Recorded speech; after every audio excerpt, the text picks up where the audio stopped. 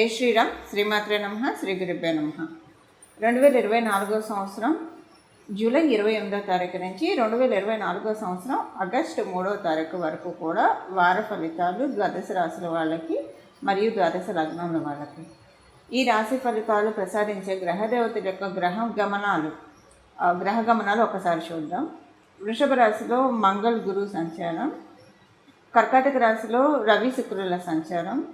శుక్రాచార్యుల వారు కర్కాటక రాశిలోంచి ఈ ఆగస్టు నెల ఫస్ట్ తారీఖు నుంచి సింహరాశిలోకి అడుగుపెట్టబోతూ ఉన్నారు. అక్కడ బుధుడి సంచారం సింహరాశిలో ఉంది. కేతు యొక్క సంచారం కన్యారాశిలో, వక్రించిన శనైశ్వరుడు కుంభరాశిలో ఉన్నాడు. అలాగే రాహుదేవుని సంచారం మీనరాశిలో జరుగుతూ ఉంది.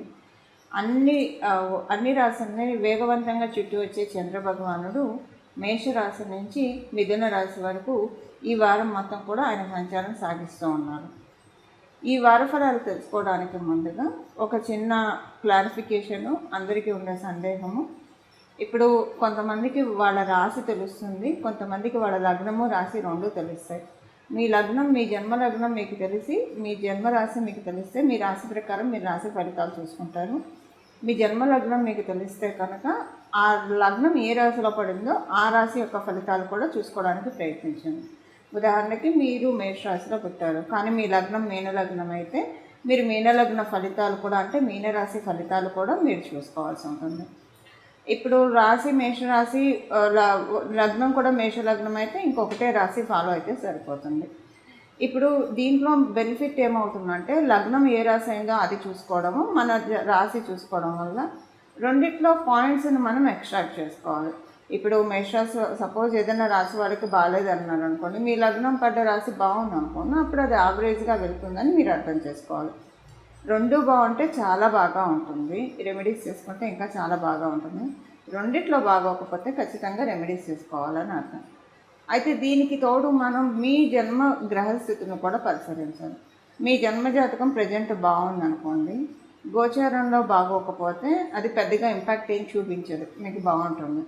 ఒకవేళ మీ జన్మజాతకం బాగోకపోతే గోచారంలో బాగుంటే అప్పుడు మీకు గోచారం మిమ్మల్ని కాపాడుతుంది, అంటే బాగోలేదు అన్న దాని నుంచి మిమ్మల్ని బయటపడేస్తుంది. జన్మజాతకము బాగాలేదు, గోచారము బాగాలేదంటే కొంచెం జాగ్రత్త వహించాలి. రెండు బాగున్నాయి అనుకోండి, మీ జన్మజాతకం బాగుంది, గోచారం బాగుందంటే చాలా బాగా ప్లస్ జరుగుతుందని చెప్పి అక్కడ మీరు నోటీస్ చేయాలి. సో మీరు కొంచెం మీ పనులు వేగవంతం చేసుకోవడం, ఉద్యోగానికి సంబంధించిన ట్రయల్స్ కొంచెం ఎక్కువ వేయడం, ఏ సబ్జెక్టు నేర్చుకుంటే ఇంకా మీరు ఉద్యోగంలో వెల్వర్స్ అవుతారా అలాంటివి, వ్యాపారస్తులు కూడా ఫోకస్డ్గా వర్క్ చేయడము, ఇలాగా మనం పనిచేసే మనం చూస్ చేసుకున్న ఫీల్డ్స్లో ఎక్కువ అటెన్షన్ గ్రాప్ చేస్తే సమయం బాగా ఉన్నప్పుడు ఎక్కువగా మనకి ఫలితాలు రావడానికి అవకాశం ఉంటుంది. అందుకే కదా దీపం ఉండగానే ఇల్లు చక్క పెట్టుకోవాలని మన పెద్దలు ఎప్పుడు చెప్తూ ఉంటారు. సో అలా జన్మజాతకము బాగా ఉండి గోచారము బాగా ఉంటే దీపం ఉన్నప్పుడు ఇల్లు చక్క పెట్టుకునే సమయం మీది అని మీరు గ్రహించాలి. మీ పనులన్నీ కూడా మీరు ఫాస్ట్గా చేసుకుంటూ ఎక్కడా కూడా జాప్యం చేయకుండా చేసుకుంటూ ఉంటే చాలా బాగా ఉంటుంది. ఇప్పుడు మనం ద్వాదశ రాశుల వాళ్ళకి రాశి ఫలితాలు ఏ విధంగా ఈ వారం ఉండబోతుందో ఒకసారి చూద్దాం. ఈ వారము గోచార గ్రహస్థితిలో ఒక విశేష అంశం ఉంది, అది ఒకసారి మనం పరిశీలిద్దాము. రాహువు నుంచి కేతువు మధ్య 7 గ్రహాలు ఉన్నాయి. అంటే శనీశ్వరుడు ఒక్కడే బయట ఉన్నాడు. మంగళ్, గురు, చంద్రుడు, రవి, శుక్రుడు, బుధుడు, వీళ్ళందరూ కూడా ఈ గ్రహాలన్నీ కూడా రాహు కేతు యాక్సెస్లో ఉన్నాయి. అంటే రాహువు నుంచి కేతువుకి మధ్యలో గ్రహాలన్నీ ఉన్నాయి, 6 గ్రహాలు ఉన్నాయి. శనీశ్వరుడు ఒక్కడే, ఆయన విడిగా కుంభరాశిలో ఉన్నారు. సో కేతువు నుంచి రాహువు మధ్యలో గ్రహాలన్నీ ఉన్నాయి. రాహువు నుంచి కేతువు కానీ కేతువుకి రాహువుకి మధ్య యాక్సిస్లో 6 గ్రహాలు ఉన్నాయి. సో ఇది అపసవ్యంగా కేతువు అండ్ రాహు వీళ్ళిద్దరూ కూడా అపసవ్యంగా ట్రావెల్ చేస్తూ ఉంటారు. కాబట్టి సో కేతువు నుంచి రాహువుకి 6 గ్రహాలు ఉన్నాయి. ఇది ఒక మంచి ఇంపాక్ట్ అని చెప్పాలి. సో ఈ మంచి ఇంపాక్ట్ ఏ విషయాల్లో మనకి వర్కౌట్ అవుతుంది, ఇవన్నీ కూడా మన ద్వాదశ రాశుల వాళ్ళకి విడివిడిగా తెలుసుకున్నాము. ఈ ఇంపాక్ట్ మేజర్గా మనం కొన్ని పాయింట్స్లో చెప్పాలంటే కనుక 1, 2, 3 క్లుప్తంగా చెప్పాలంటే కనుక మేజర్గా మనశ్శాంతిని ప్రసాదిస్తుందండి, చాలా మనశ్శాంతిని ప్రసాదిస్తుంది. ఒక రకమైన ధైర్యాన్ని మనలో నింపుతుంది, ఒక స్ఫూర్తిని మనలో నింపుతుంది. మనం ఏదైనా కూడా ఎంత పెద్ద టాస్క్ ఉన్నా కూడా మనం నిర్వర్తించగలుగుతాం. ఇప్పుడు విద్యార్థినులకైతే కాంపిటేటివ్ సక్సెస్ చాలా బాగా ఇస్తుంది. ఇప్పుడు ఉన్న ఈ యాక్సెస్ నిస్సందేహంగా చాలా మంచి యాక్సెస్ ఇది. కాంపిటేటివ్ సక్సెస్ని చాలా బాగా ఇస్తుంది.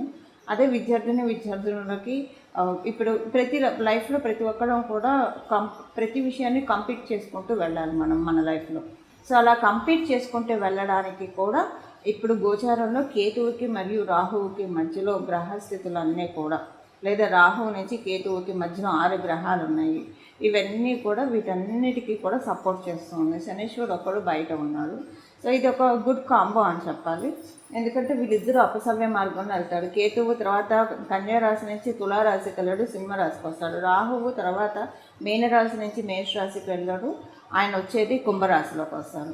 సో ఇప్పుడు అపసవ్యంలో గ్రహాలన్నీ, అంటే ఈ రాహుకేతు యాక్సిస్లో అపసవ్యంలో గ్రహాలన్నీ ఉన్నాయి కాబట్టి ఇది ఒక మంచి స్ఫూర్తిని, ధైర్యాన్ని తెస్తుందండి. చాలా విషయాల్లో చాలామందికి ఏదన్నా చేద్దామని వాళ్ళు వెనకంచి వేసుకొని ఉన్నా, లేదా ఇన్నాళ్ళు వాళ్ళు ఎంత ఎఫర్ట్ పెడుతున్నా వాళ్ళకి సరైన గ్రోత్ రాలేదని అనుకున్న వాళ్ళకి ఇలా అందరికీ కూడా చాలా మంచి శుభ ఫలితాన్ని ఇప్పుడు ప్రజెంట్ అందించబోతున్నాయి గోచరంలో ఉన్న గ్రహ దేవతలు. ఇప్పుడు మనం విడివిడిగా ఒక్కొక్క రాశుల వాళ్ళకి ఈ ఇంపాక్ట్ ఏ విషయాల్లో మంచి చేయబోతున్న అంశం మనం ఇక్కడ చూద్దాము. సింహరాశిలో పుట్టిన వాళ్ళకి ఈ వారము అదృష్టవంతంగా ఉంది. చాలా ప్లెజెంట్గా అనిపిస్తుంది. మీ తండ్రి గారితో ఏమన్నా మనస్పర్ధలు, గొడవలు, చికాకులు, లేదా మీ పై అధికారులతోటి మనస్పర్ధలు, గొడవలు, చికాకులు ఇలాంటివి ఉంటే అవన్నీ తొలగిపోతాయి. మీరు వివాహితులు అయ్యి ఉంటే కనుక మీ హస్బెండ్ సిబ్లింగ్స్ తోటి మీకు ఏమన్నా మనస్పర్ధలు, చికాకులు ఉంటే కనుక అవి కూడా తొలగిపోతాయి. మీ హస్బెండ్ సిబ్లింగ్స్ అంటే జ్యేష్ఠ సోదరులు కాదు, కనిష్ట సోదరులు అంటే తమ్ముళ్ళు, చెల్లెళ్ళు మీ హస్బెండ్స్కి ఉంటే కనుక, లేదా మీరు మగవాళ్ళు అయితే మీ మిస్సెస్కి ఉంటే కనుక అవేవైనా చికాకులు, మనస్పర్ధలు తొలగిపోతాయి. మీకు అర్థమవుతుంది.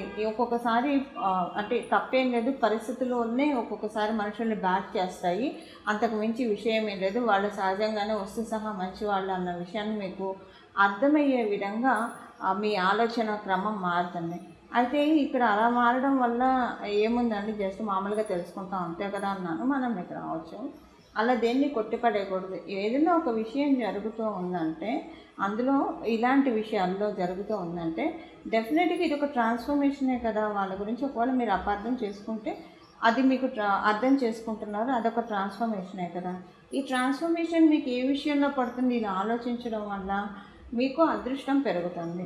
అదృష్టానికి సంబంధించి ఏదో త్వరలోనే రాబోయే 3 నెలల్లో కావచ్చు, లేదా 3 రోజుల్లో కావచ్చు, లేదా 12 రోజుల్లో కావచ్చు, మీ జన్మ జాతకంలో ఉన్న యోగాన్ని అనుసరించి ఎంత త్వరగా అయితే అంత ఏదైనా ఒక అదృష్టకరమైన సంఘటన కూడా చోటు చేసుకుంటుంది సింహరాశి, సింహలగ్నం వాళ్ళకి.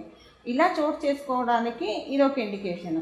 అయితే ఇప్పుడు వివాహితులకైతే ఆడవాళ్ళైనా మగవాళ్ళైనా ఉంటారు. ఒకవేళ యంగర్ సిబ్లింగ్స్ ఉండొచ్చు, ఉండకపోవచ్చు, అండ్ అసలు వివాహం కాలేదు. అప్పుడు పరిస్థితి ఏంటి? అప్పుడు మరి ఏంటంటే ఒకవేళ మీ తండ్రి గారి గురించి కానీ, మీ పై అధికారుల గురించి కానీ మీరు ఉద్యోగస్తులు అయితే అపార్థం చేసుకొని ఉంటే కనుక ఇది మీకు తొలగిపోతుంది.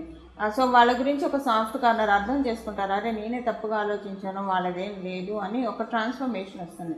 అది మీకు ఈ రాబోయే 3 నెలల్లో ఏదో ఒక అదృష్టాన్ని తెచ్చిపెడుతుంది. ట్రాన్స్ఫర్మేషన్ డెఫినెట్గా ఒక అదృష్టాన్ని తెచ్చిపెడుతుంది. వ్యాపారస్తులు అయితే వాళ్ళకి అధికారులు ఎవరు ఉండరు కదా, వాళ్ళే వాళ్ళ ఓన్ బాస్ కదా.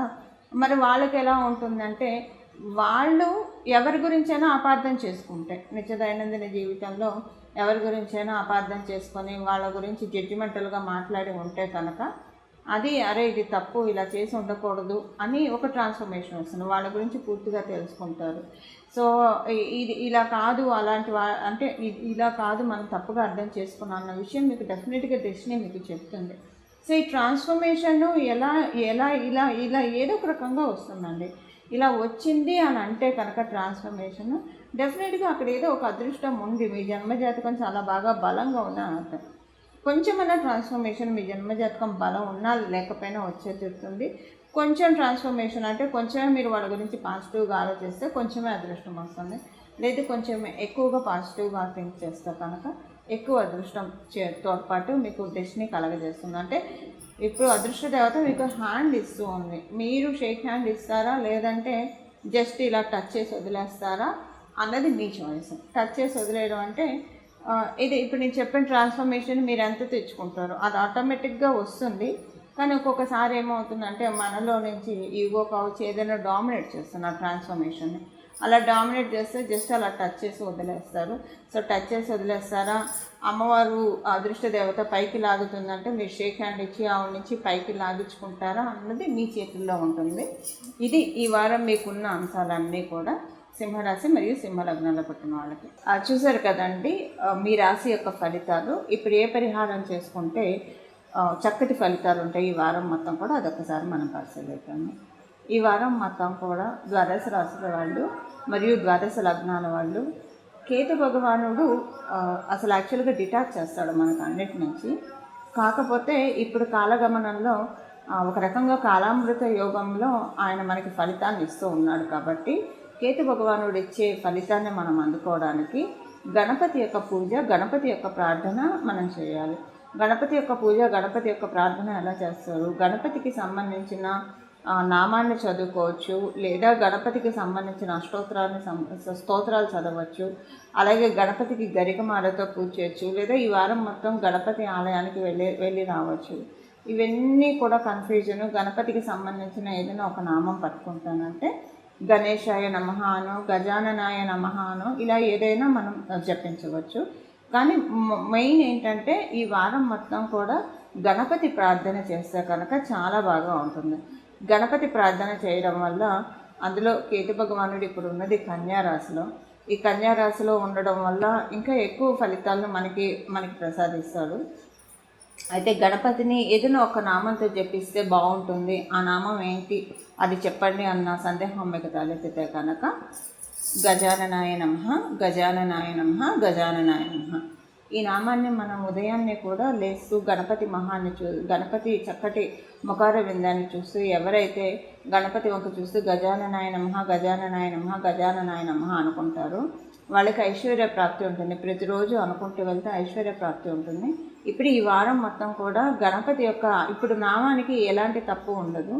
మీరు ఆడవాళ్ళు అయితే పీరియడ్లో ఉన్నా కూడా మనసులో నామజపం చేయొచ్చు.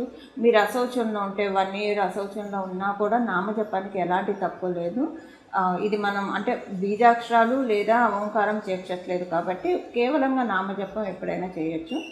అందుకే మనకి పేర్లు కూడా అమ్మవారి పేర్లు, దేవీ దేవతల పేర్లు, లేదా భగవంతుడి పేర్లు ఇలా పెడుతూ ఉంటారు. రామ అంటారు.